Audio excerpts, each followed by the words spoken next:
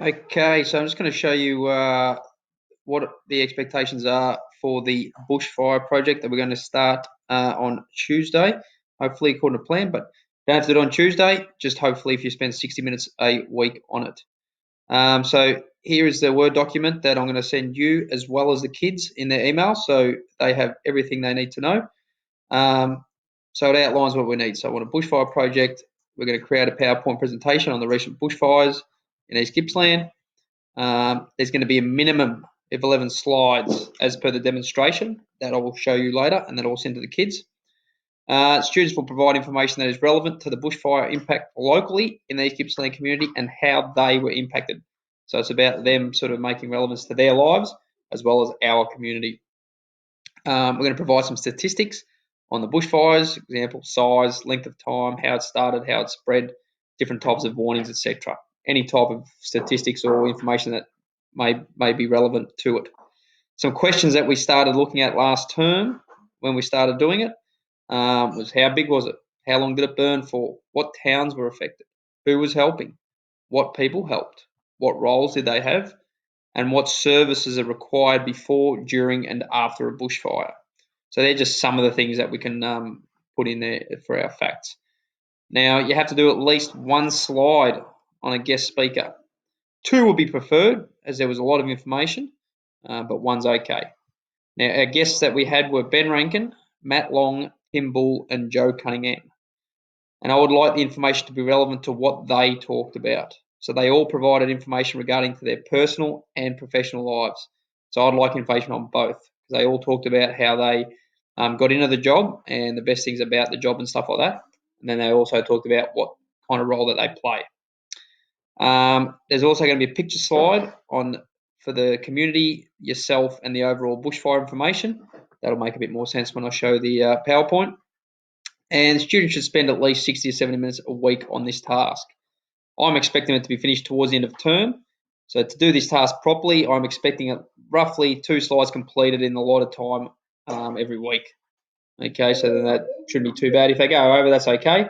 But roughly, it should take them most of the term to complete. There were some students that were away for some of the speakers. If your child falls into that category, let me know because I've got notes on all the speakers. But I won't be giving notes out if I knew the kids were there because they were asked to take notes. Most of the students did take their notes home in the last week of school.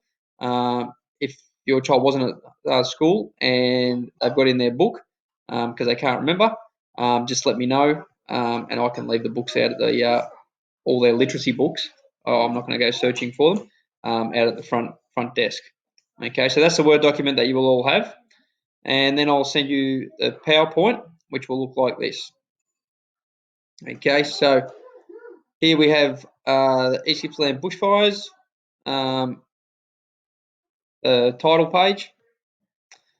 Then we've got some statistics, like I mentioned. Now, none of these statistics are actually correct. They will just put in there to what it should sort of look like. And then hopefully the kids don't actually copy off these because they'd be far from the truth. So it's got the bushfire statistics for East Gippsland, and this is something that possibly happened. Then we've got a map or pictures of the actual area. So we've got the impact on the community.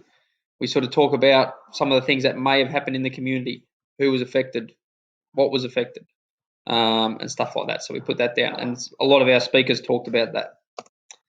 And here's some of the pictures of the impact on our community.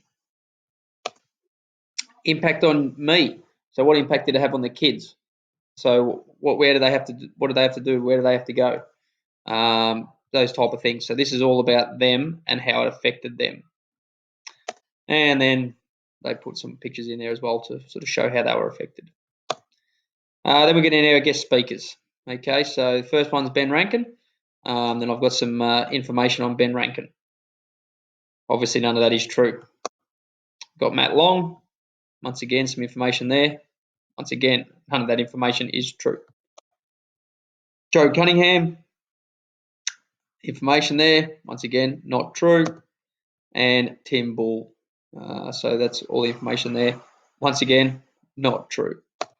Okay, so that is the end of the presentation. So that's the bare minimum. That's the 11 slides where they have the title slide, then the statistics, then the pictures for the bushfire, then the impact on the community, the pictures for the community, impact on you or the child, and then the pictures of that, and then 4 slides at the end of all the guest speakers.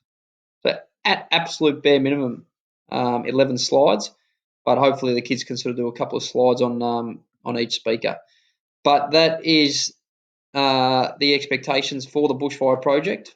As I said, I will attach the PowerPoint as well as the Word document. So just in case you need to revisit it, going, oh, what do I need to do? Both of these should have the information that you require. Okay, thank you.